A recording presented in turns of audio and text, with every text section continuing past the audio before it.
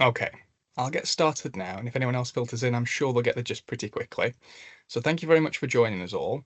We've got a bit of a quick lunch and learn session, so I hope you're somewhere cozy and you've got a nice warm drink. I'm not going to take up too much of your time. If you have got any questions, put those in the Q&A. I'll get to them at the end.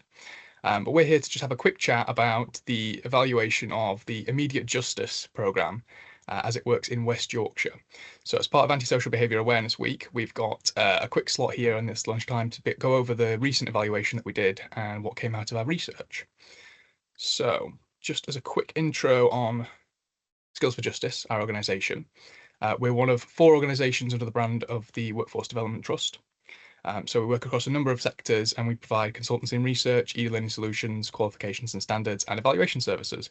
We also do many other things. I think listing them here it wouldn't be a good use of time, but this is one of the things that we do.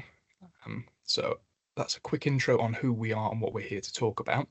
My name's Alex. I'm a researcher at Skills for Justice, the Workforce Development Trust, and I'm the primary researcher on the evaluation of the immediate justice programme that took place in West Yorkshire over the last 3 to 4 months. So, what is immediate justice? For those who aren't familiar, immediate justice was a wrong slide. Apologies. Is a programme launched under the Sunak government in March 2023. They launched the National Anti-social Behaviour Action Plan. So this was their approach to working with local agencies to tackle antisocial behaviour. And the idea was for this to be a reparative intervention, so to repair the damage done through antisocial behaviour, and for communities to see that reparation happening to restore a little bit of faith in police services. So the initial wording of the idea was to make perpetrators repair the damage that they've done with a key focus on community service activities. And there was this big focus on getting things done within 48 hours of the offence. So if an offence happened, police would divert the offender towards a service that could provide an intervention where they then repair that damage. So that was the idea. So a little bit more on that idea. How did that develop going forward? So the intentions were for perpetrators to repair the damage, and they will go through traditionally community service activities in order to do that. So things like picking up litter, washing police cars, cleaning up graffiti. And then the idea is that there's going to be this focus on this 48 hours of it being done, and this will be done in 10 pilot areas before being expanded across England and Wales. So there's a few themes within the documentation of these ideas. There's this heavy focus on reparation, or repairing whatever damage has been done, visibility to the community. Early expectation of partnership working was put in there. So there's this line that police and crime commissioners will have a leading role commissioning services for immediate justice to fulfil out-of-court disposals. We'll go into that in a little minute as to what that means. Working with local authorities, the police, youth offending teams, and other agencies. So they kind of left this quite a big space in how these would be delivered within different regions, and sort of left a lot of freedom to police and crime commissioners to figure out how this would be delivered themselves. So that was the initial idea. And how did this develop? In 2024, after the pilots had kicked off, another document was released with a little bit more specific guidance as to how this would be delivered and what the sort of aims behind all this would be in a more concrete way. And they reworded those aims there to say that immediate justice would deliver swift, visible reparative activity. So there's still this consistent focus on reparation in response to ASB for a visible public benefit. So the key themes of all the documentation from the government is this focus on visibility and reparation. You'll wonder why I'm hammering this home, that these are the key things that the government wants to see, and that's because in West Yorkshire, there's been a few key differences that I'd like to pinpoint. So I'm just sort of setting the scene here that this is the way that the government sort of phrased this and how that they would like it to be taken forward. And that's, you'll see how West Yorkshire is built upon that in what I'm going to be reporting to you today.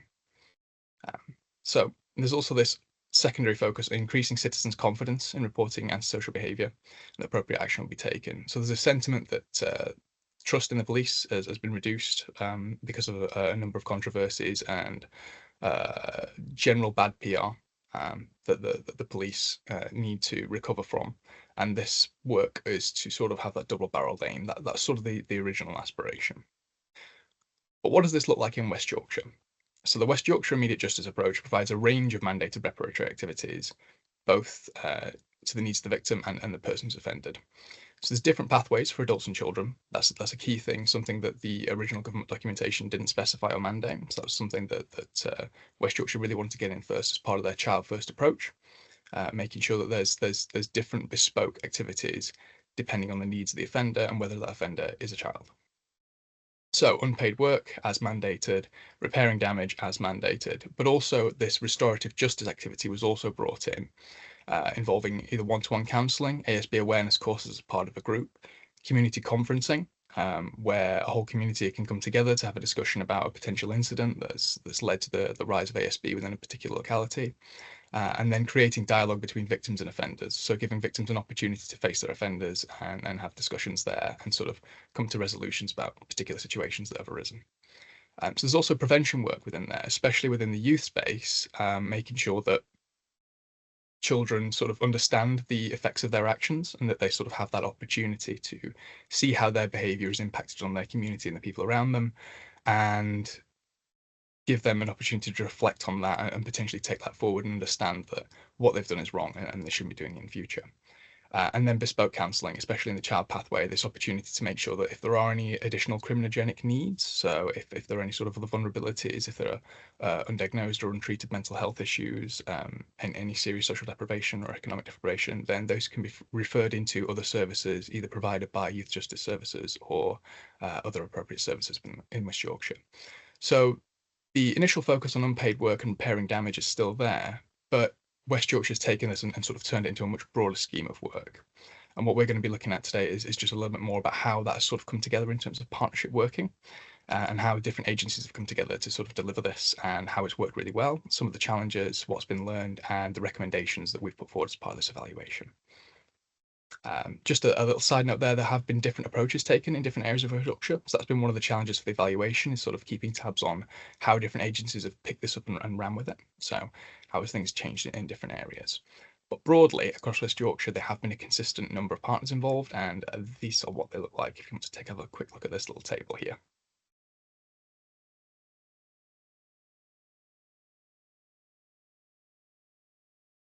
So we've got WYCA, West Yorkshire Combined Authority, running the whole show. We've got the West Yorkshire Police as a primary referral partner for the adult pathway.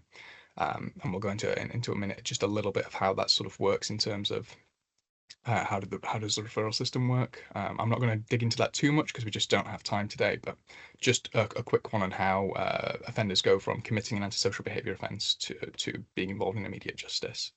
We've got probation service, but probation service are primarily delivering the unpaid work activities for adults and children. Sorry, for just adults, not children. And then youth justice services dealing with the child pathway in the different areas. So Bradford, Calderdale, Kirklees, Leeds and Wakefield. And those are run, of course, by the local authorities in each area. We've got Restorative Solutions, CIC, who are contracted to deliver the restorative elements, so the one-to-one sessions, the group courses and the community conferencing. They also have engaged with a few other activities, including supporting the practitioners group, which is a meeting of the different delivery partners in order to be able to discuss how things are going and what's going on there. And then victim support, we're also contracted to make sure that the victim's voice is included in this piece of work and that they sort of have the support that they need to be able to understand what's happening here, because this isn't a particularly simple aspect of justice. It's not as simple as taking someone to court and sort of the intuitive understanding that communities have there. So making sure that victims understand what's happening and why and what the potential outcomes are and what sort of input they can have is sort of very, very important. So we've got victim support in there as well. So moving on to this idea that West Yorkshire have sort of built on and sort of adapted the immediate justice programme to suit West Yorkshire's regional priorities. So we've got this child first working, it's trauma informed, involving West Yorkshire Violence Reduction Partnership. It's restorative and it's preventative, in addition to the original reparative aims that we have from the original government planning. So what have we done to evaluate the work that's gone on? How have we sort of evaluated these different pathways and this programme? So we've looked at document analysis, we've analysed project documentation, policies, plans, and process flow charts. We've done some data analysis of the data that's been collected and reported to the Home Office. We've conducted a survey and we've done some interviews with the different delivery partners. Notably, what we've not done is we've not interviewed any of the participants of the programme, although we did survey a couple. What we did find is it's quite difficult to access people who have taken part in immediate justice in retrospect, and there's a few reasons for that we'll go into a little bit later. So the aims of our evaluation were to focus on the first year of the pilot exclusively, gather insight from as many stakeholder groups as possible, identify program enablers, challenges, lessons learned, and then develop recommendations for the program and for any future research or evaluation work. So what did we find in terms of enablers? What made this work very, very well? So the existing out-of-court disposal framework and other interventions, so existing work that was already done within West Yorkshire and set up in order to make sure that this could work well.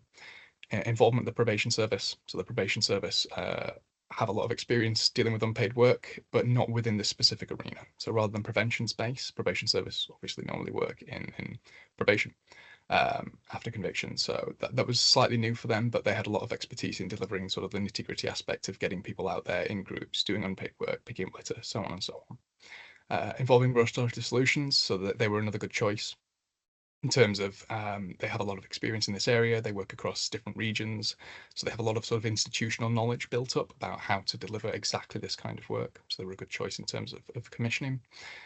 Develop flexibility of designing the local approach. You'll see this one isn't in bold and underlined, so this one isn't quite relevant to today's theme in Anti-social Behaviour Week of partnership working. But this was still something that's important to sort of bring up, is that there was a lot of flexibility here. So different agencies could rely on their specific expertise and their specific resources to be able to deliver things. There wasn't a lot of mandated, you have to do this, and therefore a lot of organisations stretching beyond their resources to be able to sort of fit to the expectations placed upon them. And there was definitely a risk of that happening, but that's something that we're happy to report hadn't happened here. Number 5, a commitment to a child first and trauma informed working approach. So this has definitely enabled the program to be more successful in terms of delivering a broader range of outcomes, and that's something that future evaluation, no doubt, will definitely pick up in terms of looking at impacts, measures, and different things there. The aspiration of the program had definitely been widened. Communication and collaboration between delivery partners. So this is a key enabler, and in terms of partnership working, it was a key success story. Leadership from the combined authority, touched upon a few of those in the other enablers in terms of how this was sort of brought together. I'm going to show you a few quotes to sort of evidence that. Work done engaging with the wider community beyond the delivery team. So we had sort of this broader focus in terms of working together with agencies that they're not key delivery partners as such, but are important members of the community, and how their voices can sort of be welcomed into this work, which was very, very interesting to see, because that wasn't something that was mandated or expected of them, and like it didn't seem to know it was happening to the full extent that it has been, which is quite interesting. That the partners have sort of taken this and ran with this and built their own networks to enable this work. Familiarity of community service. So everyone knows what community service is. Everyone knows what unpaid work is to an extent. There's a sort of intuitive understanding. So that sort of helped communities and victims sort of pick this up and run with it. And then passion, dedication, specific expertise of individuals involved. So there's certain individuals who've really spearheaded this work, and that's always a key enabler. So just going a little bit more detail on a few of the enablers. I'm not going to go through a similar level of detail in terms of the challenges and lessons learned, but just for a little bit more detail. In terms of existing out-of-court disposals, for those who don't know what out-of-court disposals are, it's a way of diverting low-level offending away from the court system. So police can attach a disposal to an offence to say, we're going to make you fulfill this condition instead of taking you to court. So that condition might be attend an immediate justice one-to-one session with restorative solutions. It might be you're going to do 7 hours of unpaid work with probation service. So it's one option that West Yorkshire have. It's not the only option, but that's typically how OOCDs work, and they exist across police forces in England and Wales. But different police forces have a big difference in the level of sophistication and advancement for how they sort of conduct this work. And I'm quite happy to report that in West Yorkshire, the level of sophistication and advancement was enough that it definitely enabled immediate justice to sort of take place. They had those referral systems in place. Police knew what conditions were.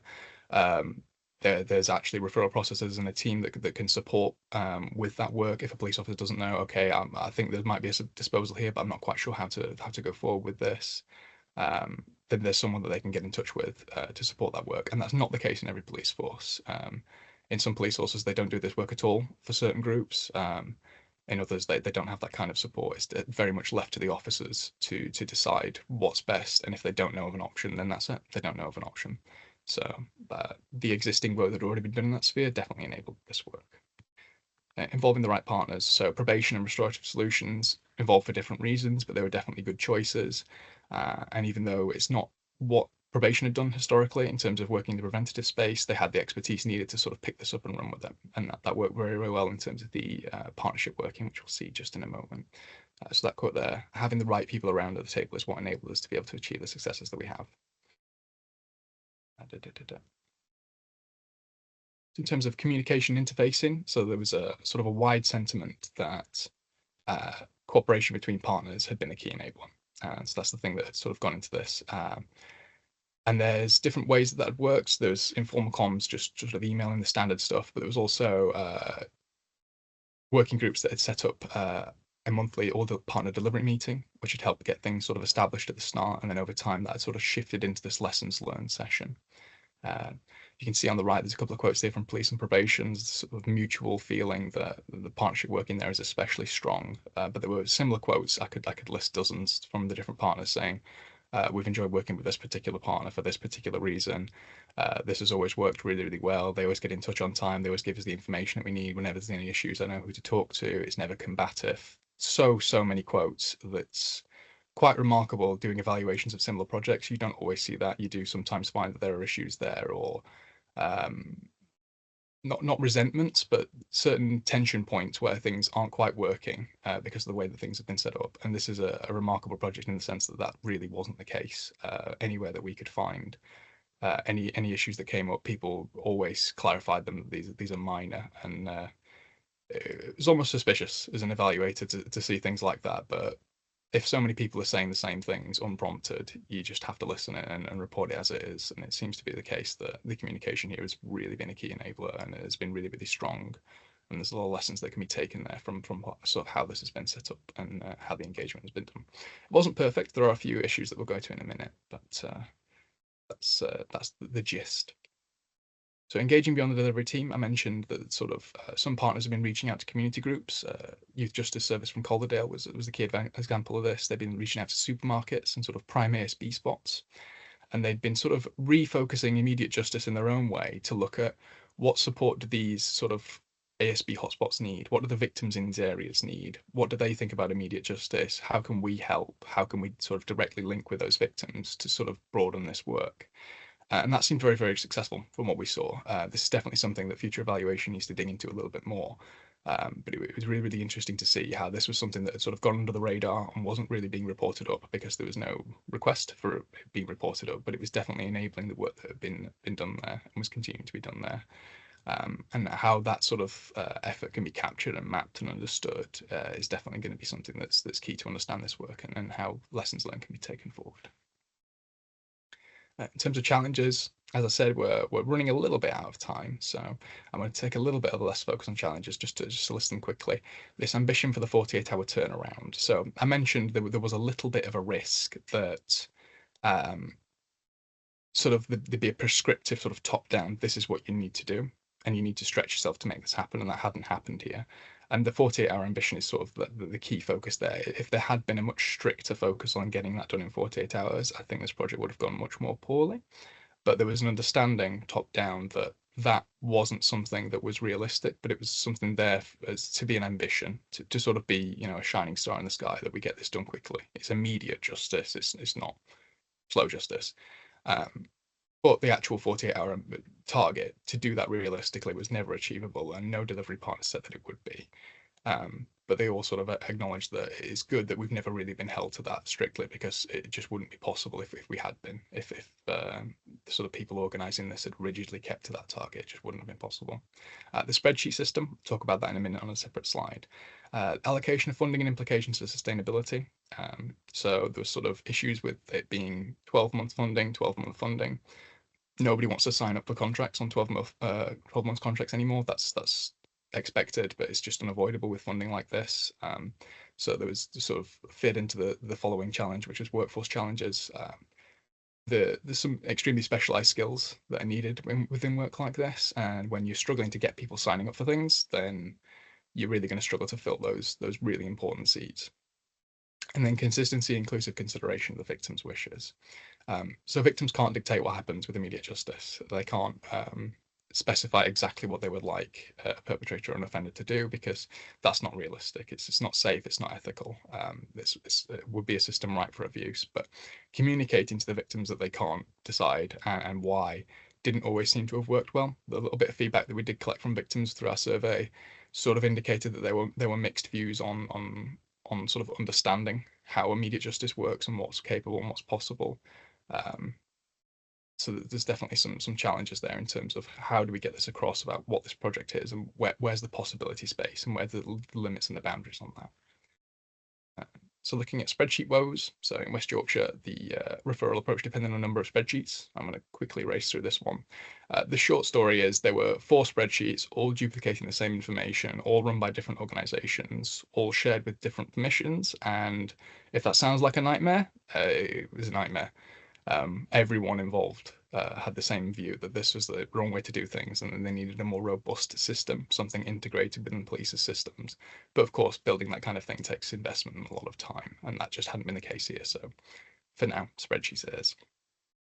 Okay. In terms of quick lessons learned, a lot of these won't be very surprising based on what I've just said. So it was learned the best way to contact participants for compliance and evaluation. A lot of people don't want to talk to us after the fact. Given this is a big focus on reparation, sort of making amends, they want it to be done and then over with. So we learned the best way, and delivery partners learned the best way to contact people for feedback and sort of evaluation purposes. Anticipating workload referral pathways. So this was the first time that probation service engaged in work like this. For many of the services, it was different to the way that they typically work, and sort of understanding how that works and what sort of resource requirement is required for certain activities. That sort of built their resilience there in terms of their organizational understanding of how they can fulfill similar work in future. So building new ways of inter-organizational working. So this was not a new way that the police and probation work together, obviously, but it was definitely a different type of relationship in terms of working the prevention space for 2 organizations that typically don't. And then the last couple, best way to get the word out on opportunities and good practice. So there was a bunch of leafleting. I've not put a lot of detail in here, but that's something that was very interesting in the report. If you want to go forward and read that, I do recommend it. And the importance of embedding IJ into a wider system approach. There's a lot of emphasis that if this just stops, it's going to be disastrous. So last thing was the recommendations. So working to sustain these partnership working approaches, sharing and documenting good practice, further embedding trauma-informed work and the child-first approach in wider systems, taking action to ensure the sustainability of immediate justice, because this has been an important piece of work, and then planning future evaluation activities and periods. So there's a lot more detail on everything that I've gone through here in our report, which I hope you have access to and can have a read if you'd like to. I'm going to spend the last 4 minutes answering any questions that we've got. So I'm going to bring up the Q&A tab and see if we've got anything in there. I'm not seeing any questions in there yet. I'm hoping that means it's worked all right and no one's asked any questions. But if you have asked a question, or you've got a question bubbling in your mind, you've not asked it yet, then please do pop it in there. I can give it an answer. Otherwise, Julie, if you'd like to come in and say anything, I think you might have an opportunity now.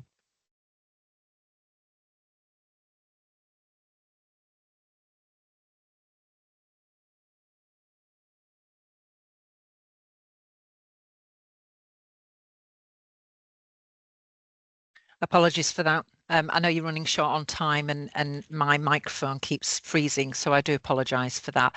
Alex, thank you so much for taking us through an overview of the evaluation. Even though we've read it and we've worked together on it, it's still great to kind of pick out those key points. So I'm hoping this session and the recording that will be available on your website going forward from next week will be really helpful to people.